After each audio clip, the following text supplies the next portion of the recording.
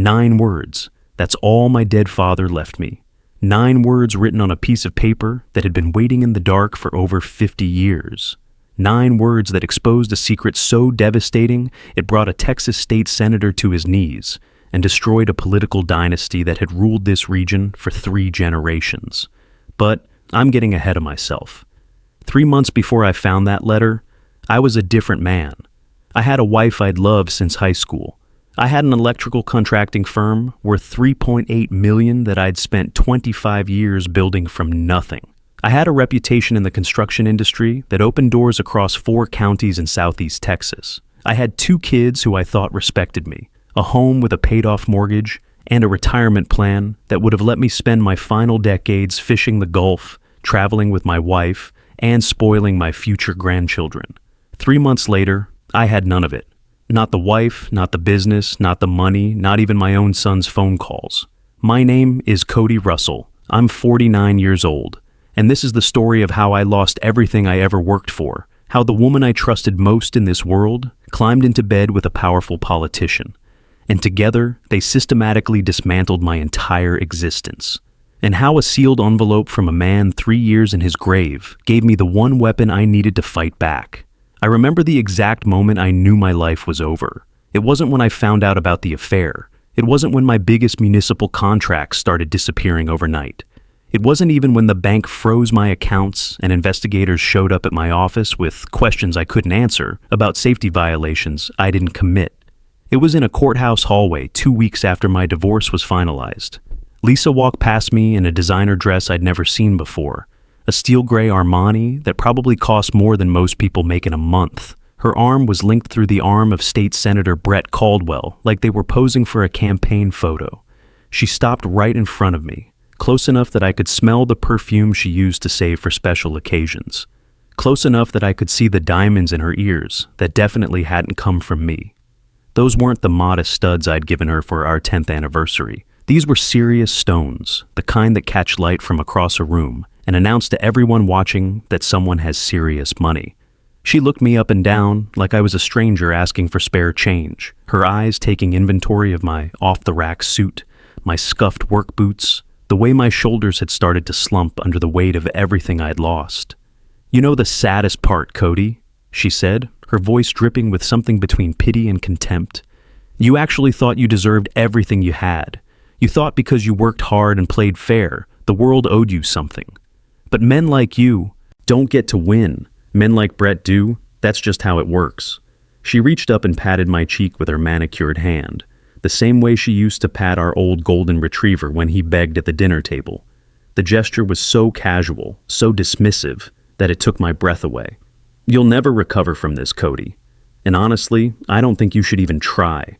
Some people are meant to build empires. Others are meant to work for them. You were always better at following orders than giving them." Then she laughed. Not a cruel laugh, not a villain's cackle. Worse, she laughed like I'd told a mildly amusing joke at a cocktail party, the kind of polite sound people make when they're being charitable about someone else's failure. Like my complete destruction was simply entertaining to her, a mild diversion from more important concerns. Like 24 years of marriage, 2 children, thousands of shared meals and holidays, and sleepless nights and whispered promises meant absolutely nothing. Like the dreams we'd built together, the plans we'd made, the life we'd constructed brick by brick had never existed at all. Brett Caldwell didn't even look at me. His attention was focused on something over my shoulder, scanning the courthouse lobby like he was looking for photographers or political allies. I wasn't worth his attention. I was already erased, already irrelevant to whatever power game he was playing. They walked away together, her heels clicking against the marble floor with a sound that echoed off the walls like a countdown timer. I stood there in that hallway with my secondhand suit and my empty bank account and my ruined name, watching them disappear through the revolving door, and I thought, this is it.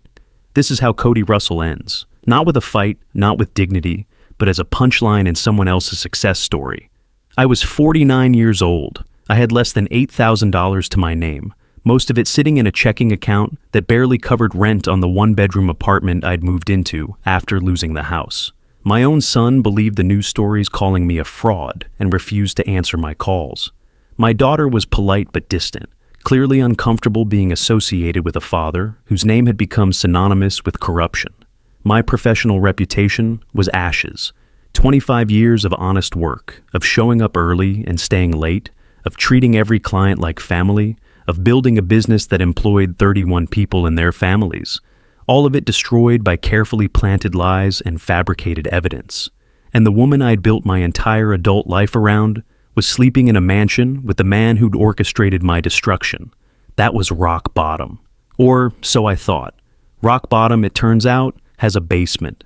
2 weeks after that courthouse hallway, I got a certified letter from a storage facility 2 hours outside Beaumont. My father's workshop unit, the one I'd been paying for automatically since his funeral 3 years ago. The one I kept meaning to clean out but never found the time or emotional strength to face. The notice was simple and direct. 14 days to remove the contents or everything would be auctioned off to cover the debt. The monthly fee was only $75, but $75 might as well have been $75,000 for all the spare cash I had. I'd already sold everything worth selling, liquidated everything that could be liquidated, borrowed against everything that had any value left. I didn't want to go. I didn't want to face one more reminder of loss, one more connection to a past that felt like it belonged to someone else entirely. But I had no choice. That storage locker was going to be my last errand before I figured out how to disappear completely. Maybe I'd drive to some small town where nobody knew my name, where the Russell Electric scandal hadn't made headlines. Maybe I'd find work that didn't require a reputation, something with my hands that didn't involve permits or inspections or municipal contracts. Maybe I'd just keep driving until the truck gave out and see where I ended up. I had no plan. I had no hope. I had nothing left to lose. And that, it turns out, was exactly what my father had been waiting for. To understand what I lost, you need to understand what I had. And to understand what I had, you need to know how I built it. Russell Electric Solutions didn't start as a multi-million-dollar operation. It started with a beat-up Ford F-150, a toolbox my father had given me for my 18th birthday, and a business loan that required me to put up everything I owned as collateral, including the double-wide trailer Lisa and I were living in. That was 1998. I was 24 years old, married for barely a year, with calluses on my hands and dreams bigger than my bank account. The electrical trade had been good to me as an employee, but I knew I could do better. I could treat customers right, show up when I said I would, and do the work clean the first time. In Southeast Texas, with all the petrochemical plants and refineries, there was always electrical work to be done. My first big break came from a maintenance supervisor at the ExxonMobil refinery in Beaumont. His name was Chester Graves, a crusty old-timer who'd been working the plant since before I was born.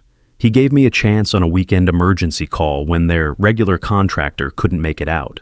Control room power distribution panel had gone down on a Saturday night, and they were looking at shutting down a whole production unit if they couldn't get it fixed. I spent 14 hours in that control room, tracing circuits and replacing components, while Chester watched every move I made. When the lights came back on and the equipment fired up clean, he shook my hand and said, "Boy, you might actually know what you're doing." That Monday, he called me back for 3 more jobs. Word travels fast in the industrial world when you prove you can handle emergency work without making excuses. By 2003, I had 6 full-time electricians working for me.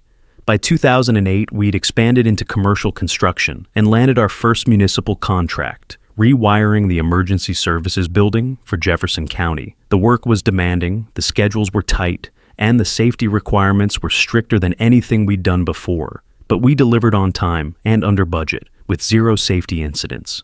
That's when I learned something important about government contracts. They're like a drug. The money is steady, the projects are big, and once you're in the system, you can build a business that runs like clockwork. The downside is that you're dependent on people in suits who make decisions based on politics instead of performance. By 2015, we were handling electrical work for half the municipal buildings in 3 counties. We had contracts for the new courthouse in Orange, the upgraded fire stations in Port Arthur, and a massive project rewiring the county jail facility. 31 employees, most of them guys I'd known for years, men who trusted me to keep their families fed and their benefits paid. I was proud of what we'd built. We were known for 3 things: showing up on time, doing the work right, and never cutting corners on safety. In 25 years, we'd never had a serious injury on any job site. Never had a project finish late due to our work. Never had a customer complain that we'd left a job incomplete or done it wrong. That reputation was worth more than any advertising budget. Lisa and I had been married for 24 years when everything started to fall apart. We met in high school in a town called Bridge City, about 40 miles from where I eventually built my business. She was the girl who sat in front of me in Mr. Peterson's history class, the one who always smelled like strawberry shampoo and had a laugh that could make you forget whatever you were worried about. We got married at 23, two kids who thought love was enough to conquer anything. For a long time it was. Lisa worked part-time at a medical office while I was getting the business off the ground, handling our books, and answering phones when she wasn't taking care of the kids. She understood the long hours and the stress of building something from nothing, or at least I thought she did. Our son Ryan was born in 2000 when the business was still small enough that I could take a day off to pace the hospital waiting room. Our daughter Megan came along 3 years later, and by then Russell Electric was stable enough that I could afford to hire an office manager and let Lisa focus on being a mother. They were good kids. Ryan inherited my stubborn streak and Lisa's quick smile. He played baseball through high school and earned a business degree from Texas A&M. Megan got her mother's empathy and my work ethic. She wanted to be a pediatric nurse because she said children deserved someone who would fight for them when they couldn't fight for themselves. Our house was a 4-bedroom ranch on 2 acres outside Beaumont, with a workshop where I could tinker with equipment on weekends and enough space for the kids to run around. Not a mansion, but comfortable. A place where we'd hosted 20 years of birthday parties and holiday dinners and lazy Sunday barbecues. The mortgage was paid off as of 2019. The retirement accounts were healthy. The kids were launched and doing well. I figured I'd work another 10 years, maybe 15, then hand the business to someone who cared about it as much as I did. Lisa and I would travel, maybe buy a place on the coast, spend our remaining decades watching our grandchildren grow up. That was the plan. That was the life we'd built together, piece by piece, decision by decision, sacrifice by sacrifice. But somewhere along the way, Lisa stopped being part of it. I can pinpoint when things started to shift, though I didn't recognize it at the time. About 3 years before everything collapsed, Lisa got involved with political fundraising for local campaigns. It started innocently enough. A friend of hers was organizing a benefit dinner for the county commissioner's race, and they needed someone with organizational skills to help coordinate the event. Lisa had always been good with people, good at making connections and remembering details that mattered. The fundraising committee loved her. She could talk to wealthy donors without being intimidated, and she could talk to working-class voters without sounding condescending. Within 6 months, she was being asked to help with multiple campaigns. She said it was good for business, and initially it was. Rubbing shoulders with influential people, building connections that could help the firm land bigger municipal contracts. Politicians like to be seen supporting local businesses, especially ones with good reputations and solid track records. I hated those events, the champagne and small talk and politicians making promises they'd never keep. Men in expensive suits talking about fiscal responsibility while spending campaign money on events that cost more than most people made in a month. But Lisa loved them. She came alive at those galas in a way I hadn't seen in years, like she'd found something that fed a part of her soul that had been starving. She started coming home later. Her phone was always face down on the counter, never where she used to leave it charging by the kitchen window. She'd take calls in the backyard with the door closed, pacing back and forth on the deck like she was discussing state secrets instead of donor coordination. When I asked who she was talking to, she'd wave her hand dismissively and say, "It was just fundraising business, nothing interesting." Committee meetings running long, donor events that needed last minute, coordination, political strategy sessions that went past midnight. Always something important enough to keep her out until 10 or 11 at night. Never important enough to share the details with her husband. I should have asked more questions. I should have paid closer attention. But I was busy running a business that employed 31 people and their families. I was juggling municipal contracts worth millions of dollars, managing job sites across 4 counties, dealing with permit offices and safety inspectors and client demands that changed by the hour. I trusted my wife completely. That trust was the foundation of everything. Our marriage, our family, our future. I never once imagined she was using it against me. What I didn't know was that Lisa had already been seeing State Senator Brett Caldwell for almost a year by that point. What I didn't know was that she'd been feeding him confidential information about my bids, my contracts, my business strategies. What I didn't know was that the Caldwell family had been trying to eliminate companies like mine for years because honest contractors stood in the way of their corrupt bidding schemes. And my own wife had handed them the keys to my destruction. I found out about the affair the way most betrayed spouses do, by accident. A colleague of mine named Dennis Hoffman had been at a restaurant in Houston celebrating his 25th wedding anniversary with his wife. He called me the next morning, and I could hear the discomfort in his voice before he even got the words out. "Cody, I don't know how to say this, so I'm just going to say it straight. I saw Lisa last night at the Capitol Grill downtown. She was having dinner with Brett Caldwell, and brother, it didn't look like any business meeting I've ever seen." My first instinct was to defend her. Dennis must have been mistaken. Sure, Lisa knew Brett Caldwell through her fundraising work. She'd mentioned meeting him at several events. But a private dinner at one of the most expensive restaurants in Houston? That didn't make sense. I thanked Dennis for telling me and hung up the phone, already constructing explanations in my head. Maybe it was a donor cultivation meeting. Maybe other people had been there that Dennis hadn't noticed.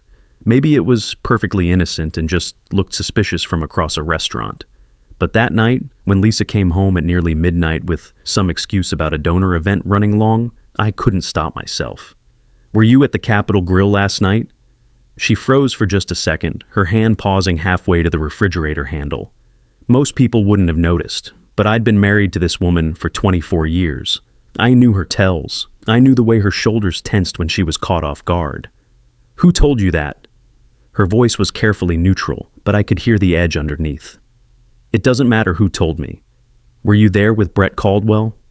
Lisa pulled a bottle of wine from the refrigerator and poured herself a generous glass before turning to face me. Her expression was different than I'd ever seen before. It wasn't guilt. It wasn't shame. It was something closer to relief, like she'd been waiting for this moment and was glad it had finally arrived. "Yes," she said, taking a long sip. "I was. Why didn't you tell me? Why lie about where you were?" "Because I knew you'd react like this." She gestured at me with her wine glass. Getting all suspicious and jealous and asking 20 questions like I'm some kind of criminal. "I'm asking one question, Lisa. Why were you having a private dinner with a married politician without telling your husband?" She set down her wine and looked at me with an expression I'd never seen before, cold and calculating and utterly foreign. "Because I've been seeing him, Cody, for over a year now. Maybe closer to 2. I honestly stopped keeping track after a while." The room tilted. I grabbed the back of a kitchen chair to steady myself, feeling like I'd been hit in the chest with a sledgehammer. 2 years? You've been having an affair for 2 years, and you just sat across from me every single night like nothing was happening? "You were never really here anyway," she said, her voice gaining confidence with each word. "You were always working, always chasing the next contract, the next big score. Brett sees me. He values what I bring to the table. He makes me feel like I matter for something more than keeping your books and raising your children. Brett Caldwell is a married man with 3 kids and a political career to protect. He's using you, Lisa. Can't you see that? You're just another campaign asset to him." She laughed then, a short, bitter sound that cut through me like a blade. "No, Cody, he's using you. And you're too naive and too trusting to understand what's already happening to your precious little business." I didn't understand what she meant. Not then. But I learned soon enough. Within 2 weeks of that conversation, the first attack came. 3 of my largest municipal contracts received anonymous tips alleging that Russell Electric had engaged in safety violations and fraudulent billing practices. The accusations were specific and detailed, citing internal documents that only someone with complete access to my files could have known about. Permit numbers, invoice details, employee timesheets, safety inspection reports, information that was locked in my office filing cabinets and stored on password-protected computers. State regulatory investigations were launched. OSHA inspectors showed up unannounced at 3 different job sites, armed with specific allegations about code violations and safety shortcuts. The Texas Department of Licensing and Regulation suspended 2 of our electrical permits pending investigation into irregularities in reported work hours and materials usage. My bank froze our business accounts pending an audit of our financial records. A story appeared in the Beaumont Enterprise with the headline, "Local Electrical Contractor Under Investigation for Fraud," complete with a photo of our office building and quotes from unnamed sources alleging years of systematic corruption. None of it was true. Every accusation was fabricated, twisted from legitimate business practices into something that sounded criminal. But in business, especially government contracting, the accusation is the conviction. By the time you prove your innocence, your reputation is already destroyed, and your competitors have moved in to fill the vacuum. Clients I'd worked with for 15 years stopped returning my calls. Project managers who used to greet me like family suddenly couldn't find time for meetings. Municipal contracts that had been all but guaranteed started going to other firms without explanation. Employees started quitting, afraid their own careers would be tainted by association with a company under investigation. First, it was the newer guys, the ones who could find work elsewhere without much trouble. Then some of the veterans started having conversations with me about temporary leaves of absence, until things got sorted out. My legal fees mounted into the hundreds of thousands of dollars. I sold our vacation cabin on Lake Sam Rayburn to cover the initial attorney retainer. I drained our savings account to pay for the forensic accountants who were supposed to prove our books were clean. I liquidated my retirement funds and paid the early withdrawal penalties because I had no other choice. The lawyers needed to be paid, and they needed to be paid now. Lisa filed for divorce in the middle of the investigation, claiming she could no longer be married to a man who had betrayed the public trust and brought shame to our family. Her lawyers, paid for by the Caldwell family, argued that I had hidden assets and committed fraud against our marriage by using joint funds to cover illegal business activities. The judge, a man named Harold Morrison, who had received campaign contributions from Brett Caldwell for over a decade, ruled in her favor on almost every major point. She got the house. She got half of what remained of my retirement accounts. She got alimony payments I couldn't afford from income I no longer had. The firm I'd spent 25 years building was worthless within 6 months. Not bankrupt, that would have been cleaner. Just worthless. No clients, no employees, no reputation. Just a name that now meant scandal and failure, and office space I couldn't afford to keep renting. My son Ryan called me exactly once during this entire nightmare. He'd seen the news stories. He'd read the accusations online. Friends at work were asking him about his father, the contractor who'd been cheating taxpayers for years. "Dad, is it true? Did you really do those things they're saying?" "Ryan, I swear to you on your grandfather's grave, none of it is true. I'm being set up. Your mother and Brett Caldwell are behind all of this. They're destroying me systematically, and I can prove it if anyone will listen." There was a long silence on the other end of the line. When he spoke again, his voice sounded tired and disappointed. "Mom said you'd blame her. She said you'd never take responsibility for what you did. She said you'd try to drag her down with you." "Ryan, please. I'm your father. I'm telling you the truth. Everything I built, everything our family had, it's being stolen from us. I need you to believe me. I need some time, Dad. I can't deal with this right now. I can't be associated with this mess while I'm trying to build my own career." He hung up. He didn't call again for over a year. That phone call broke something inside me that I didn't even know could break. Losing my business was devastating. Losing my wife was painful. But losing my son's respect and trust, that was a wound that cut deeper than anything else they could have done to me. 2 weeks after that courthouse hallway encounter with Lisa and her new life, I got that certified letter from the storage facility. My father's workshop unit, the one I'd been paying for automatically since his funeral 3 years ago, was scheduled for auction if I didn't clean it out within 14 days. The drive to the storage facility took me through parts of rural Texas I hadn't seen in years, past oil derricks and industrial complexes and small towns that looked like time had forgotten them. The facility itself was a collection of rusted metal buildings on the edge of a town called Winnie, about 2 hours southeast of Beaumont. I'd expected boxes full of old paperwork, maybe some forgotten tools or equipment.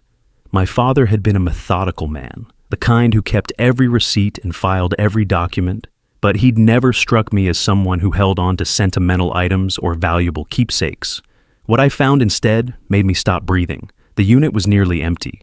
A few cardboard boxes stacked against one wall, a metal filing cabinet with rust along the edges, and in the back corner, bolted to the concrete floor, a heavy steel strongbox with a combination lock that looked like it belonged in a bank vault. But it was what sat on top of that strongbox that changed everything.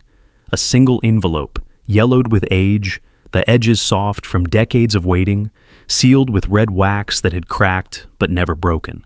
And on the front, in handwriting I would recognize anywhere, my father had written 6 words that stopped my heart. Open when you have nothing left. I stood there for a long time, just staring at it. The silence in that storage unit was absolute. No traffic noise, no voices, nothing but the sound of my own pulse hammering in my ears and the faint whistle of wind through the metal roof. How did he know? How could my father, a quiet man who spent 40 years as a city building inspector and electrical permit supervisor, possibly have known that someday I would be standing here with nothing? Had he seen something in me that predicted failure? Had he known something about my future that I didn't? My hands trembled as I picked up the envelope. The paper felt fragile, like it might crumble if I held it too tightly. I broke the wax seal carefully, almost reverently, and pulled out a single sheet of folded paper. A small brass key fell into my palm, old and heavy, with no markings or identification. I had no idea what it opened. Then I unfolded the paper and read the 9 words my father had left for me. 9 words that made my blood run cold. 9 words that told me the people who destroyed my life had destroyed his too, long before I was ever born. The Caldwells stole my life, now take theirs. The world stopped spinning, the Caldwells. Brett Caldwell's family, the political dynasty that had ruled this part of Texas for 3 generations. The people who had just spent 6 months systematically destroying everything I'd ever built. My father had never once mentioned the Caldwell name in my presence, not once in 49 years. He never talked about politics, never expressed opinions about local power structures, never gave any indication that he had any connection to that family whatsoever. But he'd known. He'd known something devastating, and he'd been waiting 50 years to tell me. I pulled out my phone with shaking fingers and called my mother at her assisted living facility in Tyler. She answered on the 3rd ring, her voice thin but alert. "Cody, is everything all right? You sound upset." "Mom, I need to ask you something important, and I need you to tell me the truth. What did the Caldwells do to Dad?" The silence on the other end of the line lasted so long, I thought the call had dropped. When she finally spoke, her voice had changed, harder, frightened, like I'd awakened something she'd spent decades trying to forget. "Where did you hear that name? How do you know about the Caldwells?" "Dad left me a letter. I just found it in his storage unit. He said the Caldwells stole his life, and he wanted me to take theirs. Mom, these people just destroyed me. Brett Caldwell and his family took everything I had. If Dad knew something about them, I need to know too." Another long pause. When she spoke again, her voice was barely above a whisper. "You need to talk to your Uncle Roy. He was there when it happened. He knows the whole story. But Cody, please be careful. These are dangerous people. They've been dangerous for a very long time. What about this key? Do you know what it opens?" "No, your father never told me, but Roy might know. Go see him, Cody. And when you learn the truth, you'll understand why your father waited until you had nothing left. Because only a man with nothing left has nothing left to lose." Uncle Roy lived on what remained of this family's original property, 60 acres that had once been part of a much larger spread. He was 78 years old, weathered by decades of working oil rigs and cattle ranches, and he hadn't spoken more than a handful of words to me since my father's funeral. When I pulled up to his farmhouse that afternoon, he was sitting on the porch like he'd been expecting me. A glass of bourbon sat on the table beside him, and he was staring out at the fields with the look of a man who had seen too much and remembered all of it. "I wondered when you'd come," he said as I climbed the porch steps. "Figured it would be soon after what happened to you. Saw it all in the news, recognized the playbook immediately. You knew. You knew what the Caldwells were doing to me, and you didn't say anything." Roy picked up his bourbon and took a slow sip. "What was I supposed to say, Cody? Your father made me swear I'd never tell you.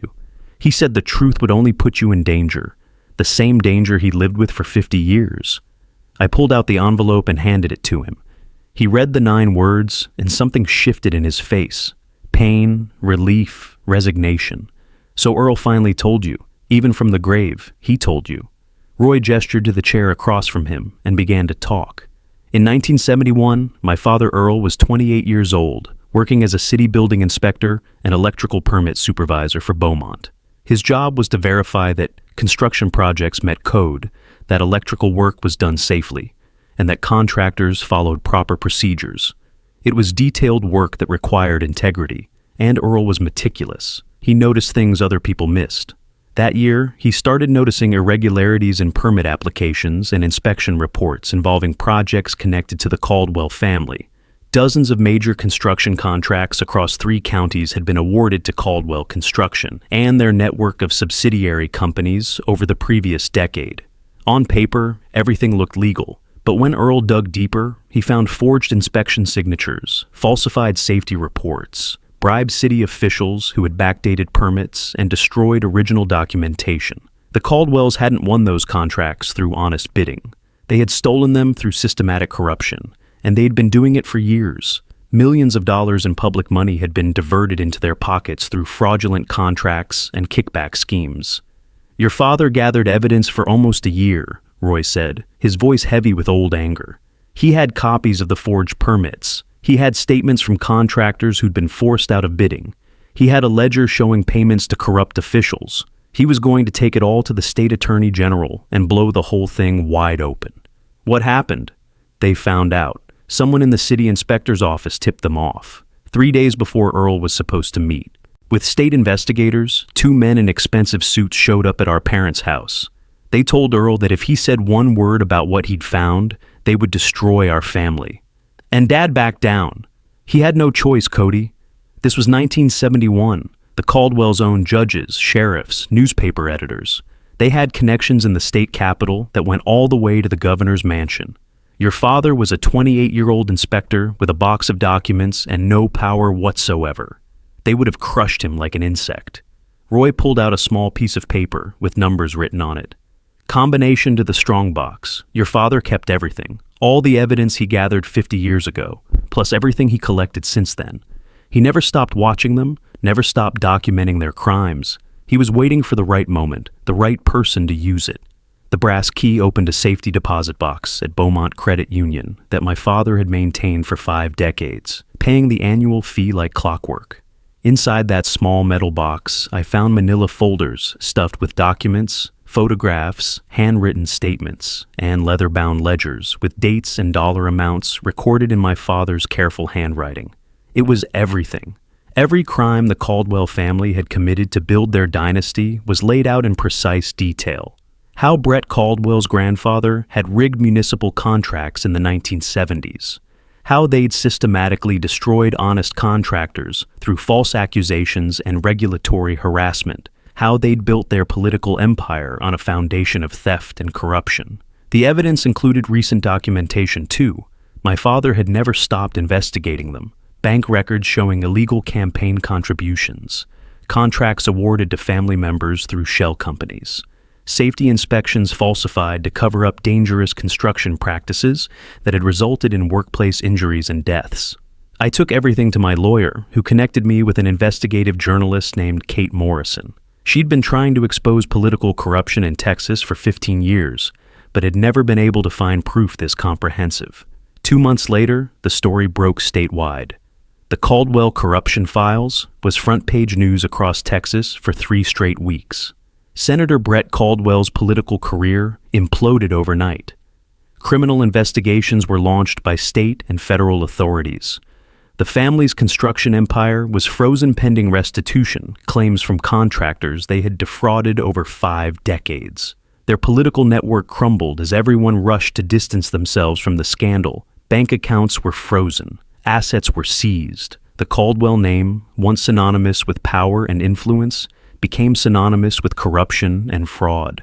Lisa called me 3 weeks after the scandal broke. Her voice was different. The cold confidence was gone, replaced by desperation and fear. "Cody, please, I need your help. Brett's lawyers have abandoned me. Everything he promised me is gone. I'm going to lose everything." "Everything," I repeated. "You mean like I did?" I made a mistake. I see that now. Brett used me. He never loved me. Please, I'm begging you. Goodbye, Lisa.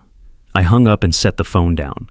The lawsuit against the Caldwell family took 4 months to settle. With the evidence my father had gathered, their attorneys knew they couldn't win. They offered $2.1 million to make my claims disappear. I accepted. My professional reputation was restored when clients learned the truth. I rebuilt Russell Electric, smaller but focused on helping honest contractors protect themselves from corruption. The moment that mattered most came when Ryan called. Dad, I saw everything. I'm so sorry. I should have believed you. You're my son, I said through tears. You're always welcome back. A few weeks later, I drove to the cemetery and placed the empty envelope on my father's headstone. You were right, Dad. The truth was patient, and when I had nothing left, you gave me everything I needed to fight back. My name is Cody Russell. I was 49 when I lost everything. I was 50 when I got it back. And I'm here to tell you that no matter how far you fall, the story isn't over until you stop fighting. The truth is patient, and sometimes it's exactly what you need to win.